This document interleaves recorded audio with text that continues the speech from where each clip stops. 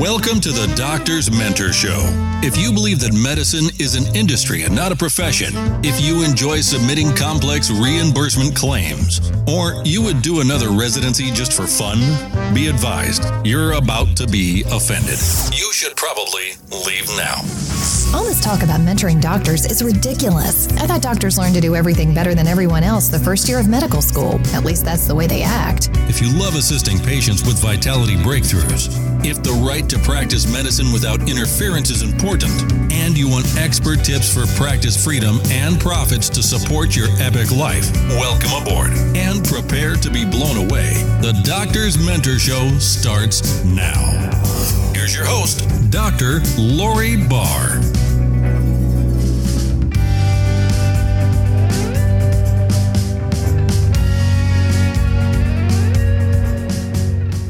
Hi, it's Dr. Lori Barr here, and I am in Phoenix, Arizona with Victoria Peghamberrian, CEO of Paradise Ridge Dentistry. And Victoria, I met at the Business Expert Forum at Harvard University this summer. She just amazed me with her depth of knowledge in systems and in roles and how that helps a solo practice healthcare provider scale their business. She has an amazing story, and she's going to share it with us today. So I'm so excited to have you here on the show. Thank you so much for having me. I'm very excited and privileged to be here.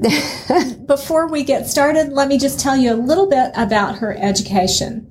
She got her bachelor's degree at the University of Arizona, and she is a master of communications. Even though bachelor's is the degree, she is an expert communicator.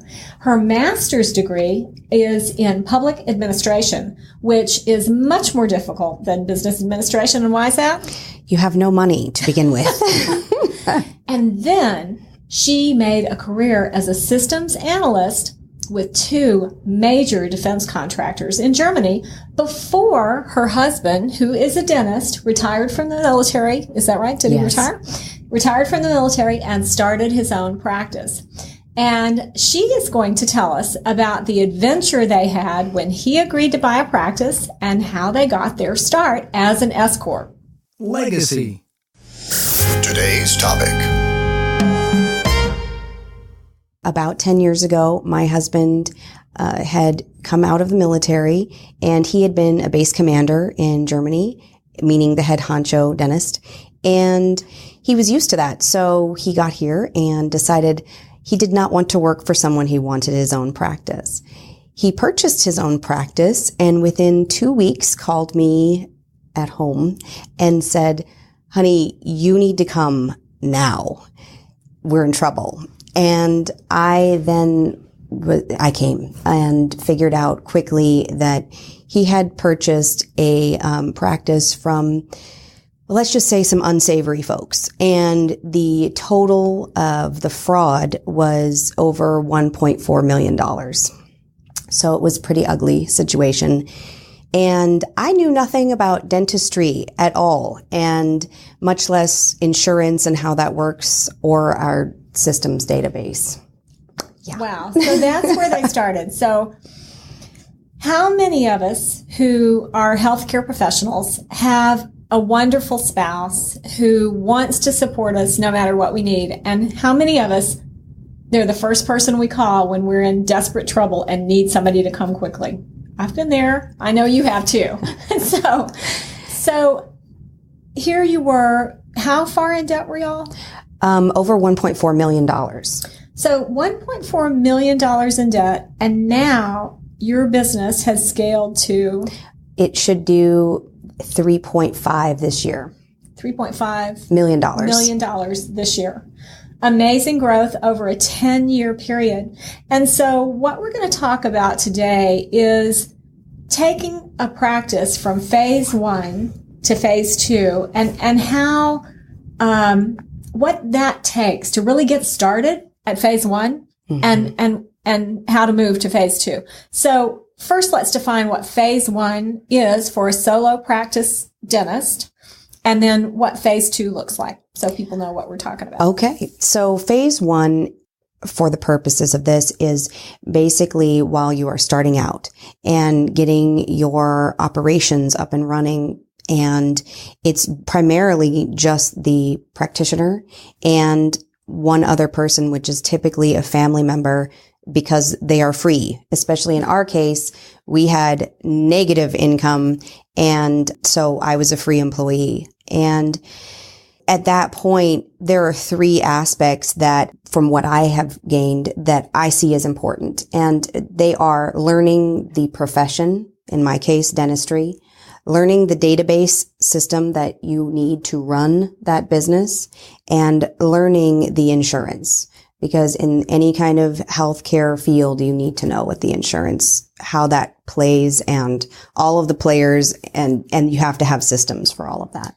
So the only thing they teach us in our professional schools out of that in any depth is the lingo for our profession. So like, I know the radiology lingo, I know the medical lingo. You now know the language of dentistry. And how long did it take you to learn the lingo? It took about a year to understand fully the lingo. And for instance, the ADA codes associated with the lingo. There is a lot to learn. And if you make a small mistake, it shows up quickly in you do not get paid. So there's a lot of detail that has to be gone over. And that's why when you're just starting out, it's a catch-22. You've got all of these things going on, and it's just you and your provider trying to make it a go. And in our case, we had my husband and myself, and I had convinced a older woman to come out of retirement to help me learn, essentially, to speed up. So those three areas, she worked with me on nights and weekends trying to teach me while I was in the practice and after hours. And it sped up the learning quite a bit. So y'all were way negative in the hole. Mm-hmm. I assume, well, I can't assume anything. What was the very first thing you had to do to start making progress of digging out, besides learning the lingo? How did you establish processes that made it so your husband could see the patients and you could deal with everything else? Essentially, once I understood those three areas, and especially even in the middle of learning them, what I did was create checks and balances to see what we were bringing in and what we were paying out. That was number one. Anyone in business, you have to figure that out. So in business, that's sometimes called a profit and loss sheet. Now in medicine, you may call it cash receivable, accounts in, and expenses. I mean, it can be called a lot of different things, but if you're talking business lingo, it's usually the profit and loss sheet. Yes, because someone has to be responsible for that. And so in our case, that's actually how I found out we were being embezzled from way back when. And, once again, you understand how ledgers work in your database system and how the insurance works, because it's all part of that puzzle. And so, in a normal ledger system, you don't have insurance as an issue. It's just, did the patient pay or did they not pay? And why is there a gap in the money there? When you have insurance, there's a pause in that, and you have to learn about insurance. For instance, secondary insurance. I'm sure you've run into that. Oh, yes. That holds the money off further. And so you have all of those things to learn about, not only the processes, but the time elapsed, right? For those things, so that you're counting on a certain amount of money coming in. And so those, I would say, first things first, that's the first thing you have to learn, because you will not be in business long unless you really get an idea of the money and where it's going out and how it's coming in. And so that's why that's so important to learn the database, and in our field, the insurance as well. Did you have to do any emergency type interventions to keep money from going out? What we did is we just played it lean at first. We hired an assistant, and originally and many of your dentist or doctor clients can see this, is that when you're in the beginning stages, you do a lot as a sole proprietor. You're doing accounting, you're doing, assisting the doctor. You'll see that in small dental practices as well. They'll hire one person to do both administrative and clinical, versus having very defined, as you get bigger, you have defined jobs.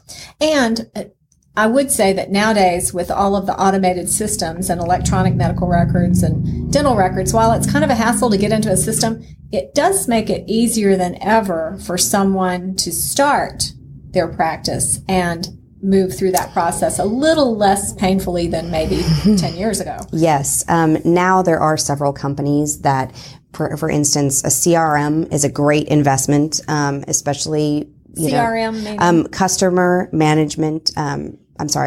relationship management system, because that can do a lot of your confirmations, and dealing with, outstanding treatment and outstanding, maintenance. So there's a lot of things. Shop that very well, especially as a, sole proprietor. It is a big deal. That's one very baseline thing that is helpful in cutting down some of your cost in time as well. And having the bookkeeper mentor who could help you recognize those deadlines. Because I know when you make a mistake on submitting that insurance billing, you only have a certain amount of time that you can resubmit. Yes. So knowing those deadlines or having a system, an automatic system that flags that for you so that you know those deadlines are coming up. Absolutely. And aside from just the CRM, also you mentioned how important it was to have a mentor. Tell me a little bit about what your mentor actually did for you. She actually came out of retirement. She was retired, and I had called her and she couldn't find anyone to help me. So she came out of retirement for 2 days a week. And she had worked for Cigna, Aetna, and some of the biggest dental companies in town. And she showed me the ins and outs of insurance, which really was a game changer as well. Because once you not only understand dentistry in my end, but the insurance, you can get inside the insurance company's head and see how they're going to make decisions. Mm-hmm. And that is also game changing, because if you'd like to get paid, you need to know how they rule with an iron fist. So how much of a time saver, your learning curve was very steep. Mm-hmm. By having the mentor, how did that change it? Do you think what percentage, how much longer would it have taken you to get up to speed had you not had a mentor? Oh, longer for sure. Because we also had a fraud. So the previous owners had taken out $750,000 in our name, and then the practice fraud in addition was over almost $700,000 in itself.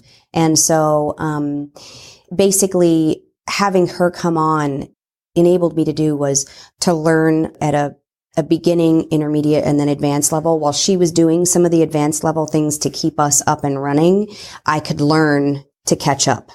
And that was impactful, especially because everyone needs to get paid. So I'm envisioning a drowning person, and the lifeguard has come.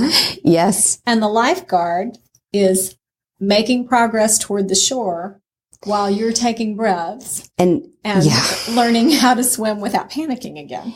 And I mean, I can relate to that for those people who are out there. I can completely relate to that, because I was the drowning person out in the ocean, and I found my own lifeguard, and it made it a huge impact. And I will say that was a life lesson for me in general, is that I, even to this day, even at the level that we're at, I hire coaches for myself. And I know you're in agreement with that as well. Oh, totally. Yeah. I think that is part of my commitment to this company in growing to be a bigger and better CEO as we move up the ladder. So when it's just mom and pop in an operation, I mean, how do you decide, at what point do you get a CEO? Wow. That's on the upper end of phase two. Okay. Basically where we're at now at about $3.5 million. It's the equivalent of most dental practices with a sole practitioner. Once they get up and running, they can do roughly around 1.2 to 1.6, depending on the kind of practice they have, if they're well run. So that's, I would say, at the top end of phase one. So if you're looking at it as far as when you're looking at a growth thing, people think it goes like this. It doesn't. It's almost like you're climbing a series of mountains, almost like when you look at the, the index, S&P 500 or any other thing, it grows like this. And so I would say that's how those stages of growth go in that respect, is that anywhere from 0 to about 1.6 you're in phase 1. And how do you know if your practice is well run? So the way you know is if the systems are being followed and there's accountability. Oh, wait. That means you have to have systems. Hello? Yes, I'm sorry. You have to develop systems. Healthcare practitioners trying to do it all yourself. Systems are required. And if you don't know how to create systems, find somebody who does. Yes. I mean, to be honest with you, I actually have amazing systems people, and I come in and do the final editing on that, but they have we meet, we discuss what we want. They go and write it up based on what they've been doing and what we've decided upon. And then I do a final edit. So how do you find a great systems person? So we use something called the Colby, but there is DISC. So these are personality tests. Mm-hmm. Yes. And we can assess then. I'm not a good person to write up systems. That's nails down a chalkboard for me. I'm a very bulleted points in and out definitive decision maker. So, but there are people who are detail oriented who really like getting into the nitty gritty and explaining it all and putting it on paper, especially. So that's what you're going to want to be looking for. And especially somebody who knows your practice and knows the feel of it as well, because some of that is written in. Okay. All right. So back to the question I asked you before and then didn't let you answer about the well-run dental practice. So systems. Yes. And so the systems are being followed. What else is essential? So you can have great systems, but if you don't have accountability for those systems, that's a disaster. And you'll find, and we've seen this as well, is through that growth phase, you can have systems, but what worked for you at one level will not work for you at the next level. And so that can be uncomfortable, but you're going to have to go back and reassess your systems and your level of accountability. And that's, I think, where you start to develop a leadership team and a CEO. So growth is associated with flexibility. Because things are always changing. Yes. For the good and for the worse, for better or for worse, just like in marriage, right? And then, yes, absolutely. Now, the other thing I always hear you talking about when I hear you talk and pick your brain, which I love to do, is about roles, defined roles, and how that affects the scalability of a practice. It does. As we had discussed further, in a group setting, it's very different than a sole proprietorship. So I come from the sole proprietorship end, and that's what I actually teach, is that when it's at that level of a sole proprietorship, I believe in family business. I do.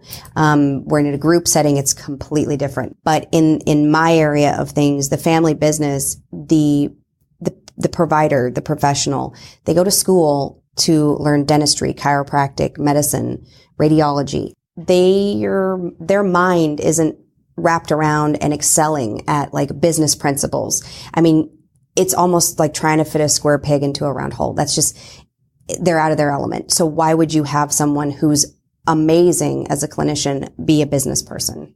It's not that they're not smart, but they didn't go to school for that. And what about for business survival? In small business, it's easy to get really attached to the people you work with. Yes. With scalability, though, some people aren't flexible about change. What happens when you grow? We're talking about that growth curve. Yes. And you get up to one of those highs. So we had that happen to us a couple of years ago. I had a staff that I had grown to be at the beginning part of this level. And, about 8-9 months ago, I just went through a very big change in that they couldn't handle it. I had to let go of one of my executive leaders, and it just trickled right off. And I had about 90% turnover. Whoa, that's a big turnover. Was tough. It was tough. It was a lot for my family to weather. I was okay. I miss them. And I think they're wonderful people. I have nothing but good things to say about them. But they're appropriate for a different kind of office at that point. Sure. And you have to be able to read where you are as a business leader. You have to be able to read where you are now, within your business and where you want it to go. And so, there's a statement that I don't know where it came from, but it says, dress for the job you want. Well, hire for the practice you want. That's a great quote. That's what I really believe in. Like our current ops director has managed 32 offices. and we're the equivalent of about 3.5. And so, in one location. So, it's a different bird for her, but I hired her with the intention of strategy planning for growth as well, and enforcement of those systems that are in place and maybe tweaking them for the next level. So that's what my strategy has been. So roles are important, and you alluded to team building. And I know that the biggest way that you have, not the biggest, one way you've helped to build your team is by bringing your amazing love for fun into this practice. And I understand that fun is actually one of your core values. It is. So how has that impacted the growth of your team? I think really well. We have, resumes that I get about 15 resumes a week. People want to work with us. I think we have a pretty amazing reputation. We always get best dental practice in the Valley, and it's a great feeling. And I think part of that is the fun aspect. We like doing fun things. We like, being fun. Tomorrow we're shooting a music video. So with the staff, and I saw the props. It's going to be hilarious. We will definitely provide a link at the Doctor's Winter. And it'll give you some idea. But we really enjoy that. In fact, I changed our employee events program to not me organizing them, but they are going to put in their suggestions. And if they get picked, it's theirs, and they get a budget, and they're doing it. And that way they get to own it and get to develop the whole thing. And so, yeah. And that's so awesome. And that's one example of how you've incentivized your employees to contribute to the practice. But you told me about another one too that I want you to share. Okay. So, I'm trying to think of which one you're talking about. If an employee finds another. Oh, yes. For hiring purposes. Yes. So because it's a sole proprietorship, which again is very different than a group practice, the functionality of it works in that it is, there's really one leader. So we don't have a group of leaders. Yeah, there's no issue with nepotism here. And I know that's a core value for you guys. And so, but for us, what it is that when we have our team is really strong, and when we have a really strong team and they basically go out of their way to refer someone that they believe in, that states something about them, because they're kind of putting their reputation on the line as well. And so we incentivize them that after 90 days, if that employee has gone through our gauntlet, then, and they are doing well, and we intend on keeping them, that the employee that referred them gets $300. So isn't that a nice way to incentivize your home team to find more people just like them who you already love to work with by monetarily rewarding them when their person they've recommended actually runs the course and is going to fit in with the program? That's awesome. Yeah.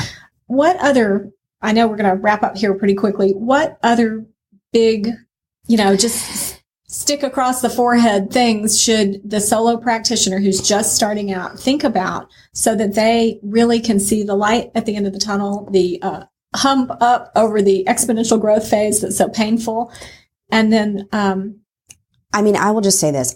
I'll repeat it again. I believe in family practice. That's why I do what I do. And I think that especially starting out, finding that key person who's going to support the talent that can be a free employee while they're learning, but trying to expedite that learning, figuring out the main areas that the learning is in, which in my case was dentistry, the insurance, and the computer database. And for any healthcare practice, it's going to be your lingo for your practice. Mm-hmm.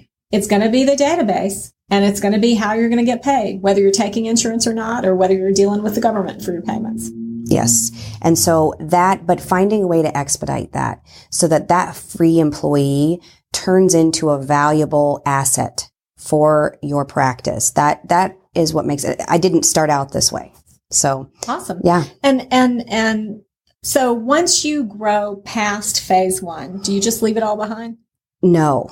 There are several things that, I have constantly reminded myself where we were, because I think if you don't do that, it's a miss. If you don't revisit, even in your mind, a lot of the things that you went through to get to where you are now, you don't learn from the gifts you were given.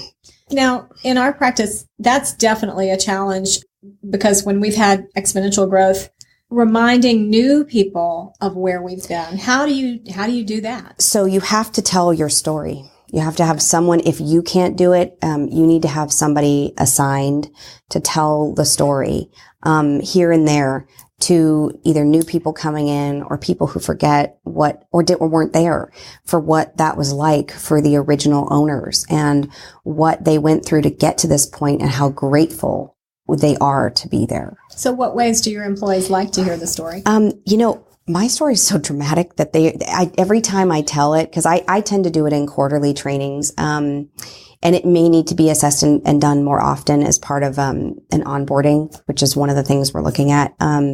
But they're open mouthed because we had such a crazy story that these guys were doing dentistry on the weekends without records and for cash.